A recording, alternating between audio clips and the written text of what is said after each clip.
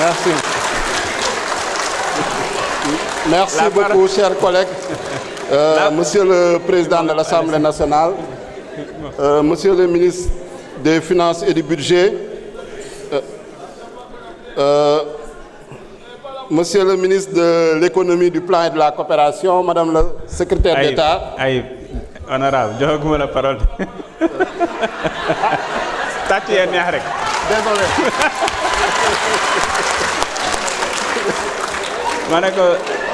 Désolé, Président. Tati Moner, honorable Aïb Dafé, vous avez la parole. Merci, Président. Donc, je vais aller directement au but puisque j'ai fait les salutations. En tout cas, je note que mes collègues qui m'ont précédé ont voulu rejouer la séance des questions d'actualité au gouvernement. Donc, toutes les questions que vous avez posées, elles ont été posées hier et le ministre a répondu. Malheureusement, vous étiez absent, vous avez décidé de vous éclipser, vous avez décidé de fuir. Vous ne devez vous en prendre qu'à vous-même.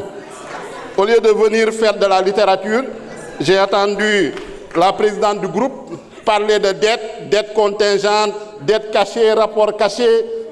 Il n'y a aucune argumentation. C'est de la littérature.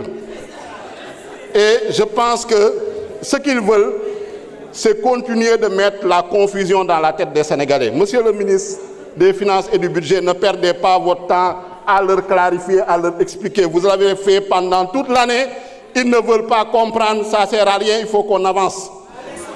On ne peut plus perdre notre temps à expliquer à des gens qui ne veulent pas comprendre, qui ont mis le pays à genoux au 4e sous-sol et qui nous maintiennent dans des débats marécageux, dans des débats nauséeux, dans des débats boueux. Nous ne l'accepterons pas. Nous nous sommes mis dans la voie du redressement économique et social. Les solutions sont claires. Si vous voulez avoir des réponses, il faut siéger au moment des commissions, il faut venir participer aux questions d'actualité, mais ne pas attendre la dernière minute pour venir vraiment nous importuner. Par rapport à la dette, je ne m'éterniserai pas sur ce débat qui est un faux débat. Je parlerai plutôt des recettes. Et Monsieur le ministre des Finances, vous félicitez pour l'augmentation des recettes, 6 188 milliards, avec une hausse de 1174 milliards. Donc, recettes yi ren toll na ci juróomi junni milliards yokku na normalement année 2026 bii di ñëw projet de loi bii ñuy voté dina yokk ci lu toll ci junni ak téeméer ak juróom-ñaar fukk ak ñeent milliards. yaakaar naa ni sénégalais yi loolu nañu war a jar a xam suñu nee recette nag am na ay recettes fiscales gis nañ ni yéen a ngi góorgóorlu ci recettes fiscales yi. wax nañ ko également la question du taux de pression fiscale wax ngeen 23,4%. il faut bëgg nañ tamit monsieur le ministre nga leeral lan mooy taux de pression fiscale parce que souvent les confusionnistes dañuy bëgg a jaawale pression fiscale ak harcèlement fiscal. C'est deux notions différentes. Recettes non fiscales yi wax na ngeen ci les produits financiers, les recettes exceptionnelles, les ressources externes également ak les comptes spéciaux du Trésor. Donc je pense que sur ce plan-là, ku xool le document ba nga xam ne moom nañu annexé au projet de loi de finances 2026 mooy le document voies et moyens, je pense que leeral na tey gouvernement bi stratégie de mobilisation des recettes ba nga xam ne moom la bëgg a déployer. lu jiitu mooy la révision du code général des impôts et du code des douanes wax ngeen ci la mise en œuvre du nouveau code des investissements bu ñu ko voté yàggul. Donc, lors de la session extraordinaire, rationalisation progressive des exonérations fiscales. Loolu tamit ñoo ngi leen di ci sant di leen ci encourager ngeen gën ci góorgóorlu tout ce qui était cadeaux fiscaux nga xam ne régime bu fi nekkoon da ko doon octroyer généreusement en violant le code général des impôts gis ngeen ni loolu yéen ngi ciy góorgóorlu. Élargissement tamit de l'assiette fiscale ak la poursuite de la modernisation douanière via le programme PROMAT. Donc, il y a des avancées certaines.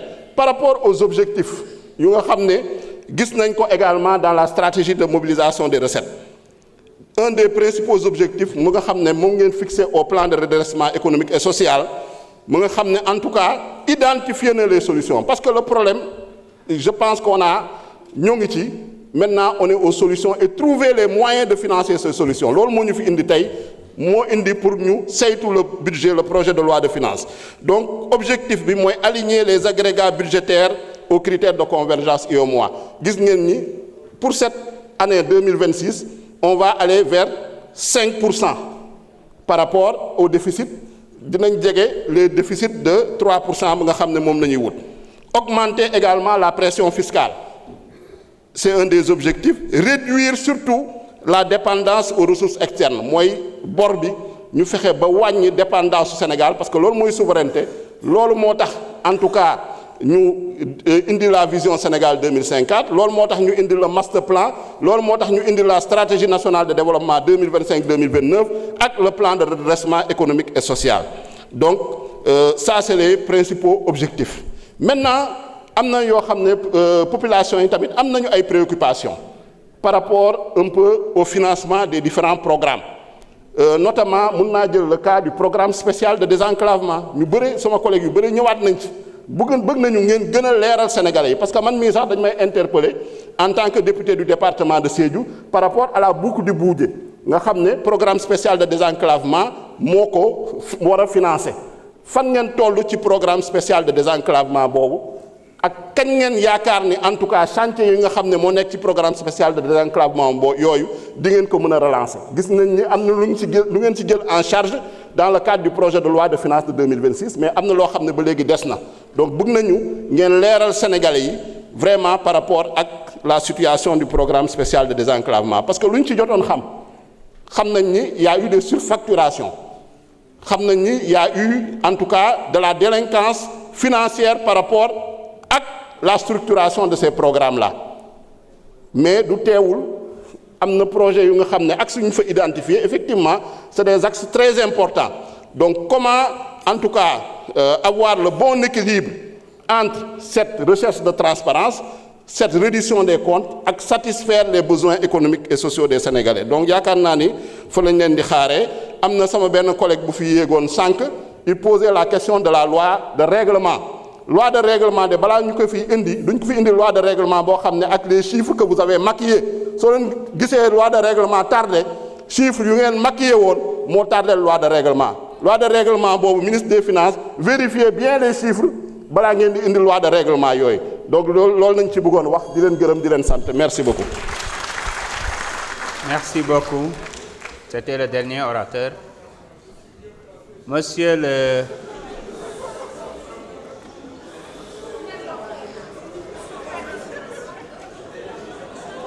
Monsieur le ministre des Finances et du Budget, vous avez la parole. Vous avez 30 minutes pour répondre aux questions.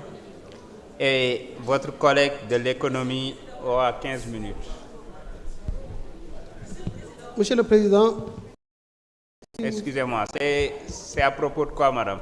Oui, c'est une question, Monsieur le Président. On aimerait comprendre pourquoi notre collègue Aïb Daffé, Abdoulaye Tall et Diko ont eu 2 minutes de temps supplémentaires par rapport à toi. Vous vous êtes trompé.